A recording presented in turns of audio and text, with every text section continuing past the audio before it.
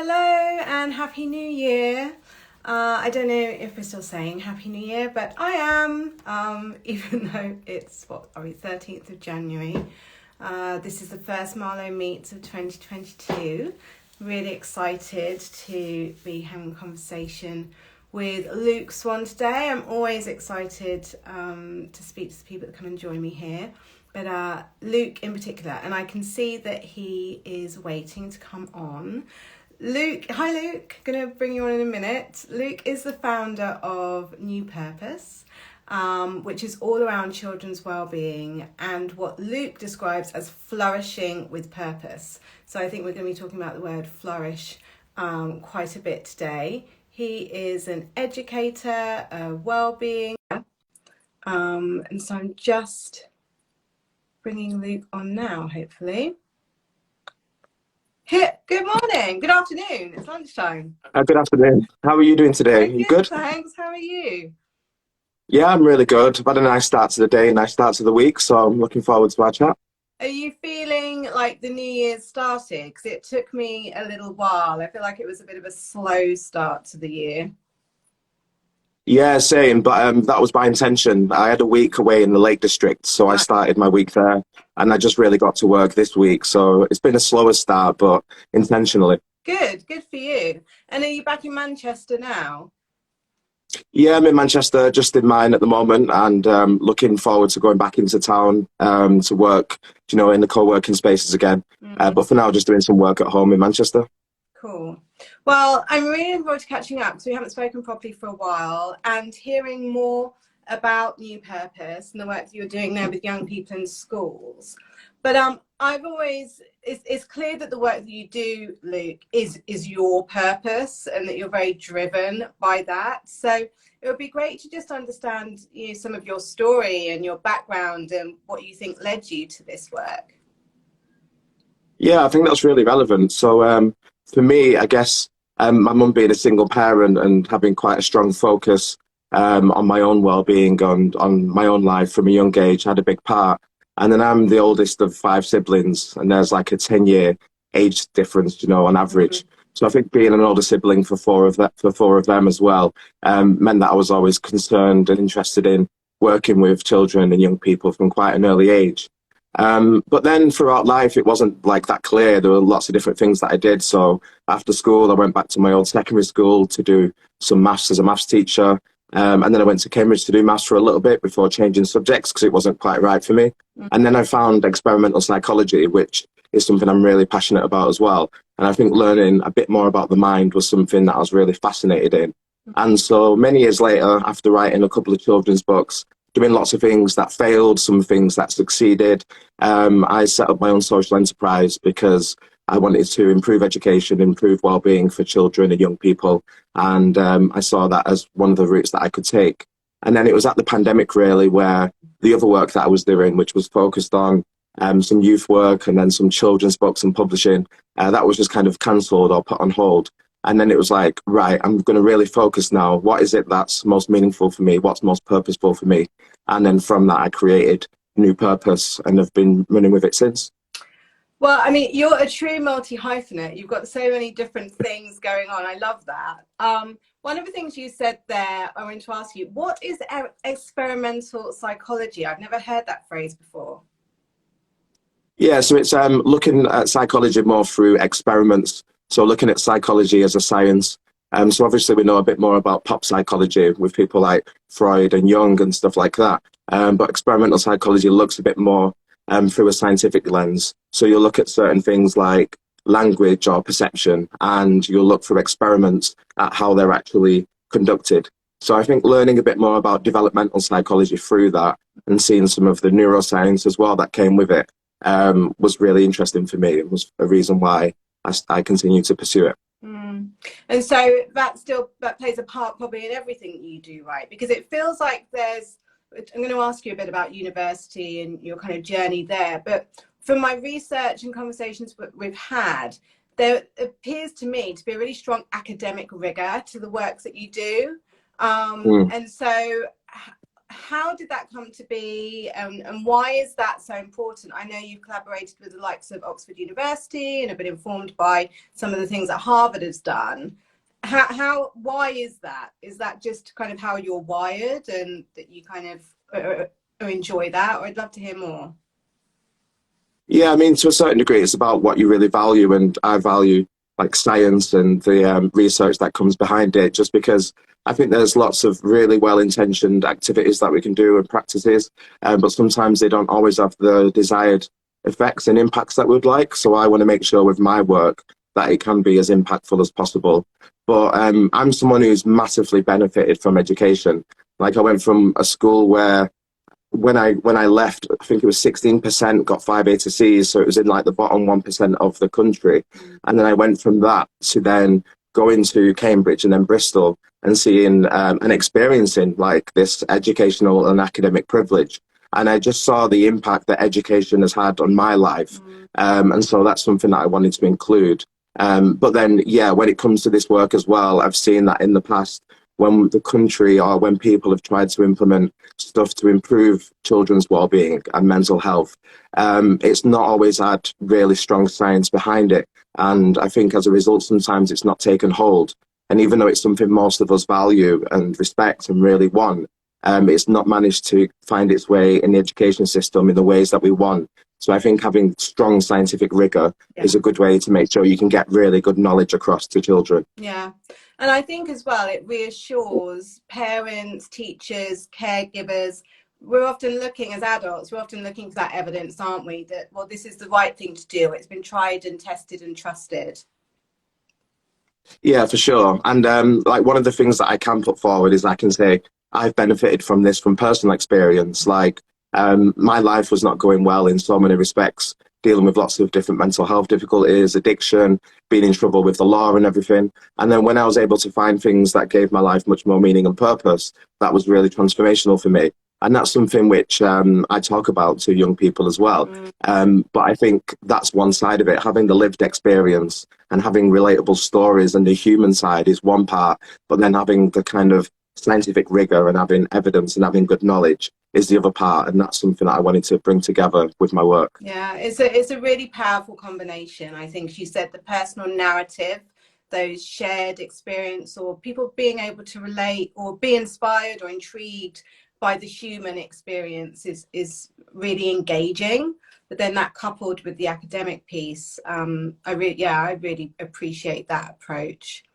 I often end up speaking to my guests here about education and the school system, because by virtue, when we're talking about children and emotional well-being, it's such a big part, being at school, of your day-to-day life. And so, you know, kind of digging a little bit more into your personal, so if you don't mind, I'd love to understand or hear, as you described, going to one of the kind of poorest performing schools in the country to then studying maths at Cambridge. How did that happen? And who, if anyone, kind of influenced and supported you on that journey? So throughout my life, my mum's always been my biggest influence, inspiration, and role model. So she's always like believed in me, and that's been a massive part of my life. And I mean, my mum, like, she left school without doing her GCSEs, and so I found it incredible that as a single parent, she could grow up without having benefited much from education to really like instill those values in me from a young age. So I'm incredibly grateful to her. And obviously, there's a lot of hard work that I've done myself. But something that was a bit of a changing point in terms of knowing what was possible was just a conversation with a teacher. And I think because no one that I know of in my school's history had taken the path that I went to take before, it was just never seen as an option until one teacher said, have you ever thought of Oxbridge? And I was like, no. And I decided to go there because I really loved maths and I wanted to get the best possible maths degree that I wanted. And I also wanted to get a really high paid job. But then when I went to university, my experiences were quite different. I realized that I didn't necessarily value the things that I thought I valued. And I wanted to get a bit more involved in writing, in some social change, and in a few different things. So like going to Cambridge was great in certain respects. It was definitely a great privilege. But it wasn't everything that I wanted it to be, and there were more experiences that I wanted outside of it. So I was able to get those for myself afterwards. But it did take a bit of changing. So I changed subjects after my first year. And then after my second year, I switched and went to Bristol, which I found was a much better balance for me in terms of having a good education and also having a good life outside of that.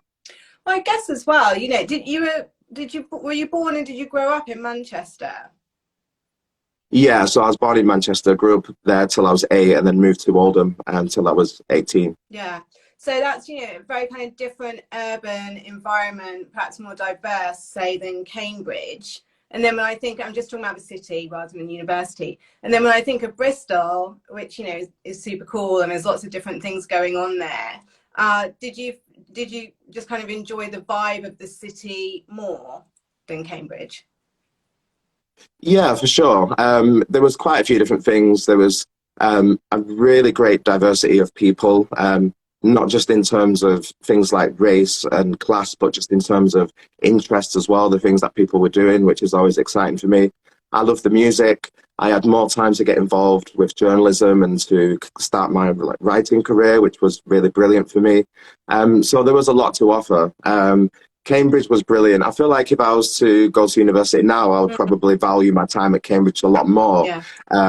But it was something which was, I think it was difficult in quite a few respects, but I didn't necessarily give myself credit for that or give that any credit or value, really. I just kind of messed around quite a bit and didn't take it as seriously as I could have and as I perhaps should have. So I didn't necessarily benefit as much. But it was a completely different world. I mean, going from Oldham to Cambridge and back, like every term, a couple of times, was such a big shift. And I'm really grateful that I've seen kind of both ends, because I've seen educational inequality really on a very personal level. And I think seeing what you can get at some of our really good educational institutes like Cambridge, it's made me want to bring a really high standard of education for all children, regardless of their background. So it's had a big impact in that respect, which I really appreciate. Yeah. I mean, you mentioned your mum being a really big cheerleader. I was lucky enough to have a mum who's a very big cheerleader too, and very much encouraged me to go to university. But I did want to pick up on what you said about you having that teacher who kind of shone a light perhaps on different possibilities, because I have that shared experience too.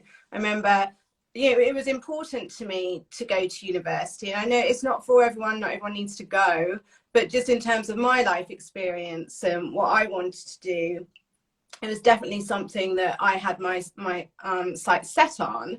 But it was a teacher that kind of said to me, I want to see some other universities on this list. I want to see some Redbrook universities or Russell Group universities. And if Deborah hadn't kind of said that to me, I might not have gone to Liverpool, where I went to uni. And I think teachers and the kind of adults in education, particularly at that time of your life, it's such a kind of powerful time. You're an adult at 18, but 17, 18, but not really, not as much as you think you are. And I'd just been told 2 years previously when I did my GCSEs that, well, Rebecca would be capable, she could do one A level. She's probably got the ability to focus on one A level. I was like, well, not really having that. So, went and did a few more. But it's the difference between, someone having low expectations and someone else having high expectations. And we see, and there's studies that support this too, can completely change young people's lives. Yeah, massively. So, yeah, shout out to your teacher, shout out to our mums as well, and to everyone else who's doing an incredible job in this respect. I really, really value that. But yeah, it really does take often, I think, having people like that in our lives. And this is one of the things that I find inspiring, but also a bit frustrating as well. The fact that within education and within our lives, there are so many people who are doing these incredible roles, but don't necessarily always get the credit. Like, I'm always quite hesitant when I talk about my school, because it didn't do well in terms of like Ofsted performances, but it was full of incredible teachers and like teaching staff and leaders and like my friends and fellow pupils and everything, which just really like hype you up and empower you and enable you to do so many great things. So I'm always really, really grateful for that. And yeah, I do think it does take a lot of times having people like that, particularly when they're quite relatable to us as well. It seems to have a bigger impact for us to then go on to do those things. So yeah, with yourself and your teacher, what was it that she provided that was different to what other teachers and some other people did for you? Well, I think it's, as I said, it's she was the one. Anyone else kind of looking at my UCAS form, fine, send it in. She was the person. I didn't have much to do with her. She was kind of my broader form tutor, so I didn't study with her. Right. And I didn't know her particularly well. And so it always, there's a couple of things. Over time, it struck me that she was encouraging me to think broader, and stretch myself a bit. But what's I found really interesting, and it's hard to talk about this without kind of getting into a longer story about my background, but off the back of the re-emergence of Black Lives Matters in 2020, and all of the things that brought up for, you know, lots of people of colour, it really triggered lots of memories for me. And one of the things it triggered was the fact that this one teacher was the only Black British teacher in that college, and she was the person that was speaking to me. And so as a, you know, a woman in my 40s, which was similar to what Debbie was then, I just kind of made this connection that I hadn't before, that she was really, there was part of that she was encouraging me to, and to see that I could be bigger, or do better than perhaps I thought I had. And so that speaks to your point about relatability, and representation is really important. All of these things, whatever it might be, as you say, whether it's kind of race, gender, sexuality, whatever, it's imperative for children to see things or be, you know, introduced to ideas that things are possible. Otherwise, it's too easy to create narratives, even when you're small, that they're not, that's not for you, or you're not allowed in those spaces or to go to those places. Yeah, definitely. And I think sometimes we're told it explicitly, but it's constantly reaffirmed implicitly that certain things are not for you because you might belong to a certain group of people, or because you've got certain aspects of your identity. So yeah, I think it is really important. And I think the fact that with Deborah, she was someone who you could relate to, in a gender sense and in a race sense as well, was probably something that really was important. And yeah, I think when we talk about diversity and inclusion, we often talk about it from the perspective of the individual in question, which is incredibly important. But just from what we've been talking about, it's also really important for the children that we have in our world and in our communities, in our families, and also for the rest of people as well, that they can not just be those people, but also see those people, which can help them go on that path themselves. But yeah, this was my last children's book had a big, strong focus in this with social learning theory. It was a personalized children's book about a child who believes in the existence of a book that tells the story of their entire life.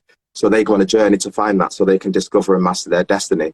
And I did that as a personalized children's book, so that we could utilize this. And I got the illustrator to do 8 versions of the protagonist, 4 male, 4 female, and it was like white, black, South Asian, and East Asian. And then it was very personalized in the text as well. So children could read this story and then see a character and be like, oh, that's someone like me. And then this character goes on to do these incredible things. And obviously that can help spark that. So yeah, I think it's really important that we can have really relatable role models and then be those role models as well as we go on in life, for sure. Totally, because I think it's too easy for people generally to forget the sponges that little children, you know, older children, young adults are. Like, you're taking all of this stuff in all the time. And one of the things, a quote that I saw of yours earlier, which really resonated, was when you said, young people are the present, not just the future. And there's often, like in media and narratives, just how we think about life, there's this kind of dotted line, as I see it, between kids and adults. And this idea that, only once you kind of pass that line, do you kind of have a sense of agency? Do you have a voice?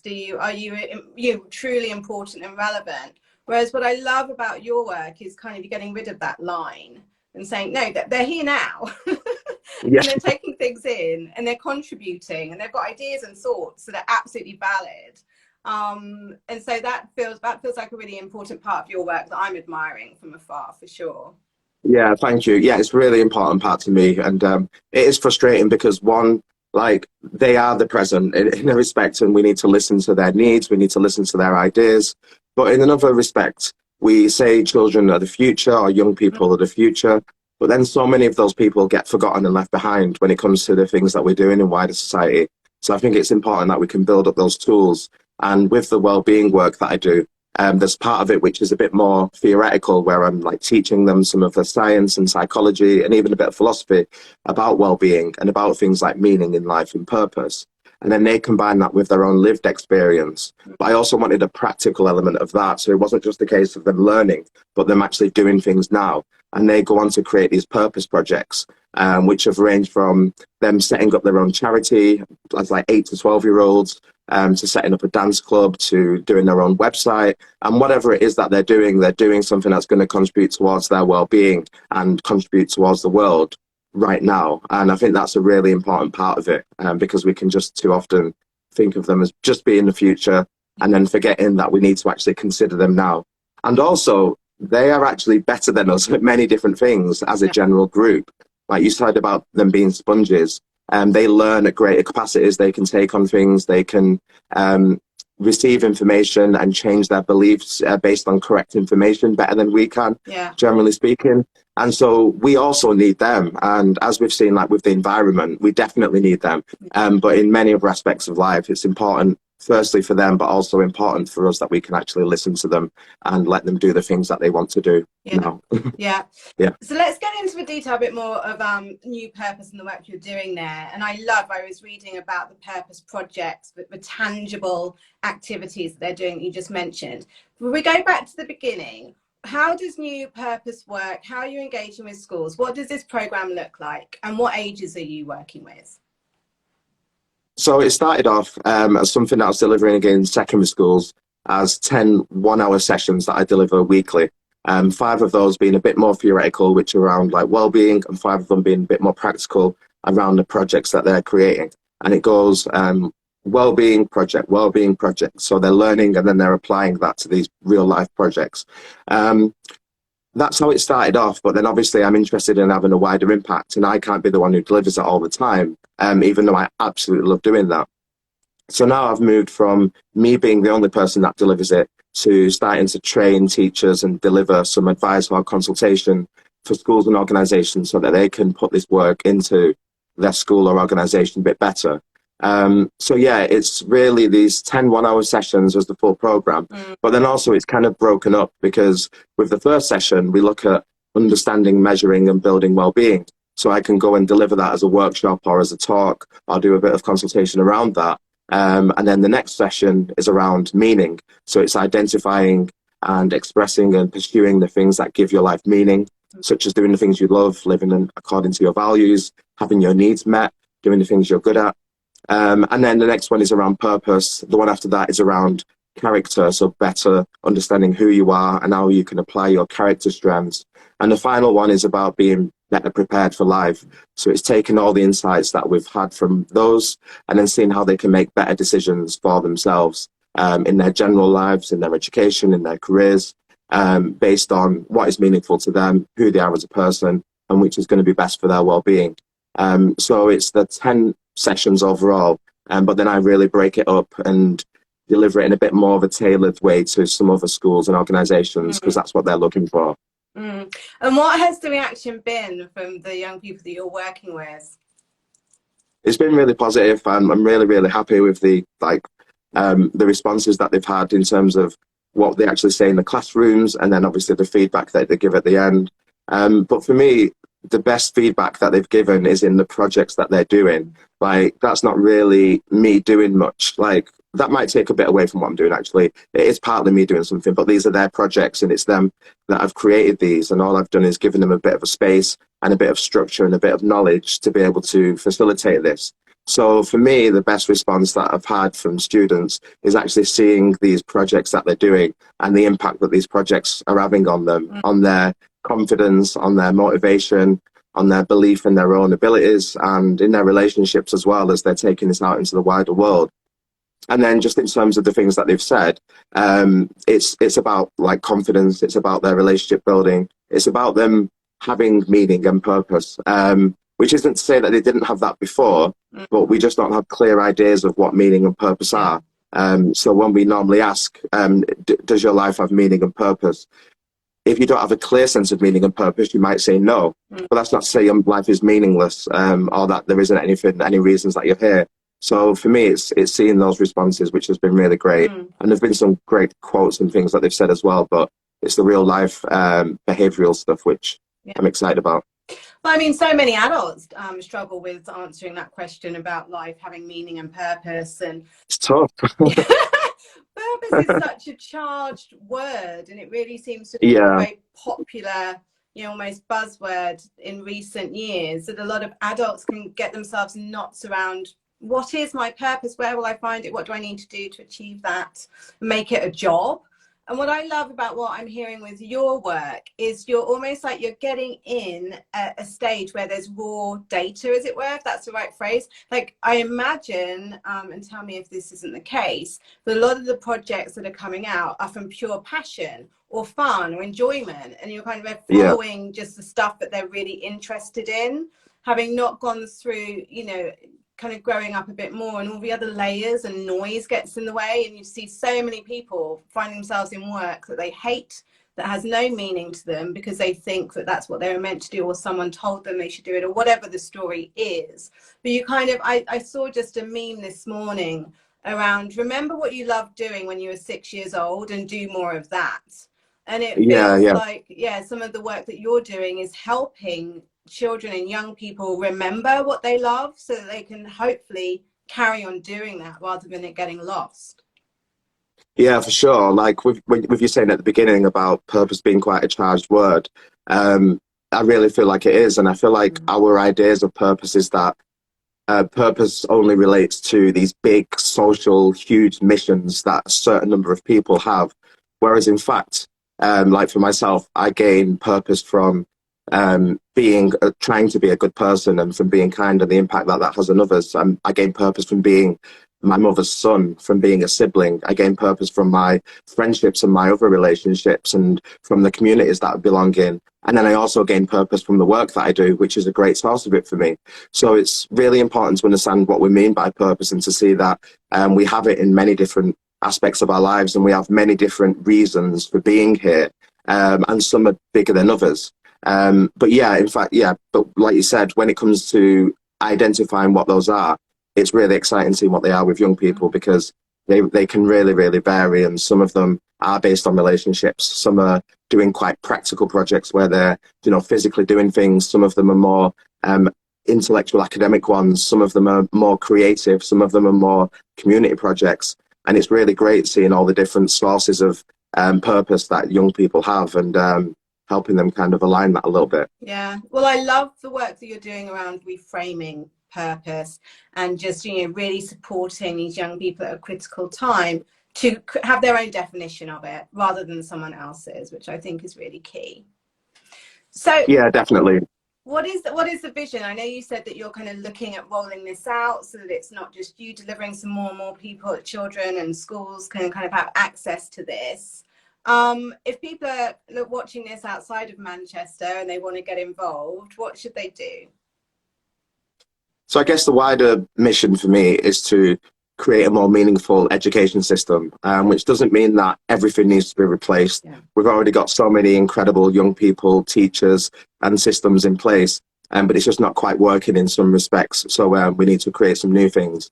For me, starting off with a project and creating a program, building that into a curriculum and community as it is now, was really important. But the next steps for me are to start training, getting more into schools, consulting more, and getting some of the people on the higher levels as well to incorporate this work more. So I guess if anyone's watching this and wants to get involved more, if they're involved with a school or an organisation working with young people, like just getting in contact to have a conversation about well-being, and whether it's something that they'd like to embed more within their practice, or whether the areas around meaning and purpose are perhaps important in helping prepare young people. And then another way would be if you're a parent, or if you're just someone who's generally interested in this, understanding that you have so much value and so much importance when it comes in this, and that when we come together, there's a lot that we can do. So just getting in contact again and having a conversation can be the start of us doing some quite incredible things. And for me, the wider vision is creating a world of well-being. And I've done that in my own life. Like last year, I took one of my working days and changed it to my Friday Flourish, which you obviously know about.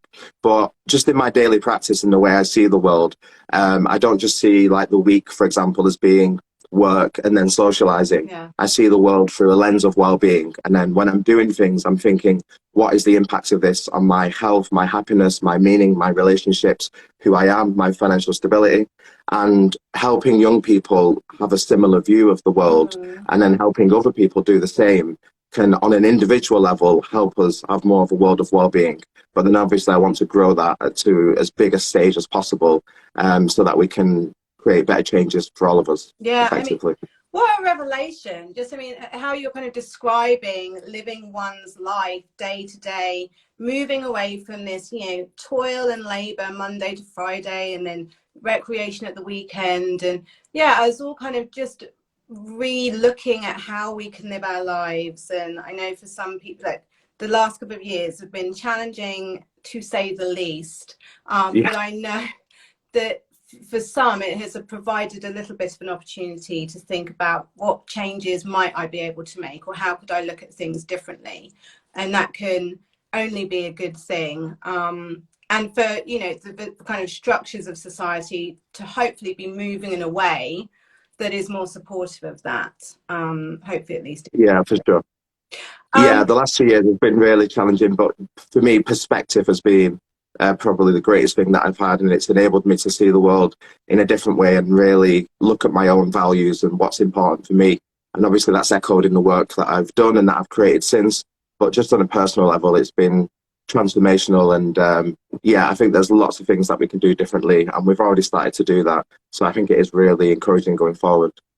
I can't let you go away without speaking a little bit about Flourish, because I said at the beginning, now whenever Mm. I hear that word, I always think of you. So what, I know what it is, but what is Friday Flourish? How did this come to be, and what impact has it had on you? So I think in terms of when it came about for me, it was March last year. And at the time, I was in therapy and I was working through some really difficult trauma. So my well-being was even more important then, I guess, or at least it felt more important, because I was working through some really, really difficult things. And I'd obviously, through my work, been delivering this work and having conversations with young people about well-being and flourishing, which is a complete sense of well-being, a state in which all aspects of our life are good. And basically, it was a bit of practice what you preach, really. Like flourishing is a big part of my work, and it's an outcome that I want for all young people. And then really, it was about putting that into my own life.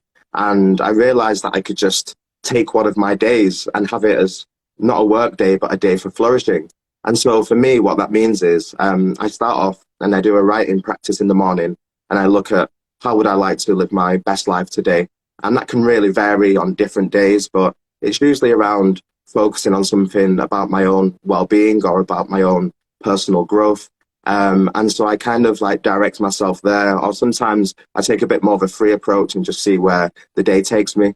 But I found that just having that one day has been really transformational. It's led to so many other changes outside of that day as well. And so it's something that I would like to expand on in the future. But I think for now, having one day dedicated to your flourishing or your well-being is a great thing. And we can have a 4-day working week. When you're self-employed, you can set things yourself. Yeah. So that's a bit of a privilege. But we can move towards at least taking one of our days or an hour of our week or a couple of hours of our week, Yeah. and focusing that on our well-being and being like, right, what do I really want? What's going to be really best for me to live my best life? And that's something that I've started to do on a regular basis since, which has been great. Yeah, no, it sounds fabulous. And I think I wouldn't be surprised if in our lifetime, you know, we're hearing the murmurs of an official 4-day working week. Let's see what happens. But as you said, it doesn't have to be a full day. It could be an hour. It could even just be finding out 10 minutes just to Yeah. yourself. Yeah, so I love the sound of that, and I would encourage that too. Yeah, definitely. Like, are there any practices like that that you found useful? Well, I often talk a lot around my meditation practice, which I find Yeah. really useful. And just, yeah, just having that 10 minutes of quiet each day. Often doesn't happen on the weekends, but I kind of find if it Monday to Friday is pretty good going. And it just helps me I've found that having done that over a period of extended time now, it just helps me kind of return to a state of balance when things inevitably go crazy, or I lose my temper, or I get sad, or, you know, life happens and Yeah, other more challenging aspects. So I always return to that. And also, of course, I love tapping, emotional freedom, yeah, because I think it's really, I know it's powerful. And as you were saying before, the importance of the kind of the science behind it, it's evidence backed. And yeah, I find just tapping for a few minutes even can again just kind of bring me back to that kind of grounding when things yeah. get difficult. Yeah, I found the same as well. And it's not quite the same practice, but I did some tapping in my EMDR as well. And I Yeah, practice meditation every day. So yeah, that's been something that's been absolutely incredible as well. I think it's so easy to get dragged away by so many different aspects of life. And I think it does take a bit of grounding sometimes for us to realize what we want and just to be still in being rather than constantly thinking and doing as we typically are. yeah. And the other thing I'd say is kind of, I don't like New Year's resolutions or goals as such, but one of the things I'm really trying to embrace this year is getting out every day, because I've worked from home for years, and I can sometimes go days without really properly leaving the house, which is not healthy. And just Mm, walking more. So the whole kind of yeah, old 10,000 steps, which is quite difficult to do when you haven't got somewhere to go. yeah. But already I'm finding just kind of sleeping better, having a bit more fresh air, just moving my body on a more consistent basis. It's all the basics, Luke. It's the stuff we know. It's just whether we. I know, yeah. Yeah, it really is. And it's just stuff that people have been practicing for thousands of years. I think the reason why some people like myself have come across these ideas more recently is because there started to be more of a scientific backing for them. That was initially why I became attracted to them. But then when I practiced them, I could obviously see that it was really transformational. But yeah, it really is taking it back to its basics. For me, engaging my body has been something that's been really big in the last couple of years because I've been always quite psychologically focused. It's always been up here and not so much everywhere else. So that's been another one, and walking is obviously great for that. Yeah. Yeah. Well, wonderful. Wonderful to speak to you. Thanks for taking this time. I'm really excited to see what's going to happen with New Purpose and all the other things that you're doing. I know you're busy. You've just announced you're a fellow with the Zinc program. Have you started your work Yeah. with the cohort there? There's a couple of founders that I've got in contact with me, so I'll be looking to do a bit of advice and have some chats with them about how they can embed well-being more in the work that they're doing. So I'm really excited about that. And yeah, some big things happening with New Purpose as well. So I'm just really grateful for how things are going, and I'm obviously very motivated and passionate about keeping it going, really. So yeah, thank you. It's been absolutely wonderful having this chat. I love talking about these, and I don't normally get such a long time to talk about these things that I care about as much. So thank you so much for the opportunity. It's been great chatting to you as always. My pleasure. You are welcome anytime, Luke. Thanks so much. I'll speak to you soon. I'll speak to you soon. Take care. Bye. Bye. Bye.